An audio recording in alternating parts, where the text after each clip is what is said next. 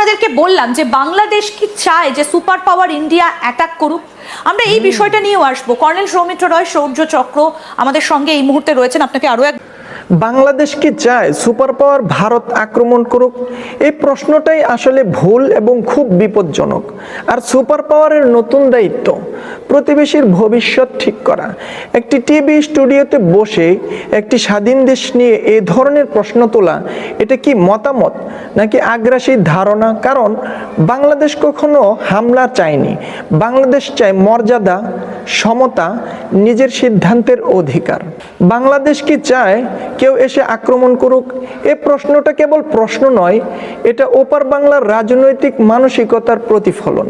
যখন টিভির পর্দায় দাঁড়িয়ে বলা হয় সুপার পাওয়ার আক্রমণ করুক, তখন প্রশ্ন ওঠে, এটা কি সাংবাদিকতা নাকি ভয় দেখানোর রাজনীতি?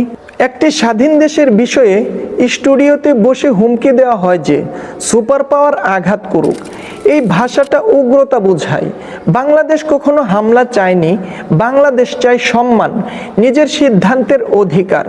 শক্তি যদি প্রতিবেশীকে ভয় দেখানোর জন্য হয়, তাহলে সেটাকে শক্তি বলা হয় না, ওটা দম্ভ।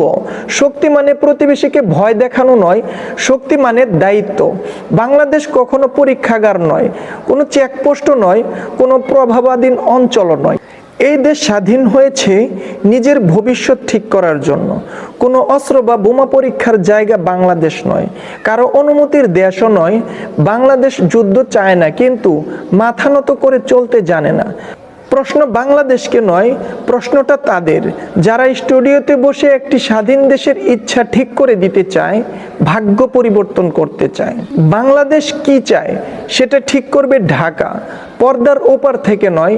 আর ঢাকার ভবিষ্যৎ কোনো স্টুডিওর হাতেও দেওয়া হয়নি। আপনি কি মনে করেন একটি স্বাধীন দেশের সিদ্ধান্ত কে নেওয়ার কথা? একটি স্বাধীন দেশের ভবিষ্যৎ কে ঠিক করবে? কমেন্টে লিখুন। এই প্রশ্নটাই এখন সবচেয়ে বেশি জরুরি, কারণ ওরা আমাদের নিয়ন্ত্রণ করতে চায়, ওরা আমাদের ভবিষ্যৎ নিয়ন্ত্রণ করতে চায়। সাবস্ক্রাইব করুন, কারণ সব সত্য টিভিতে বলা হয় না।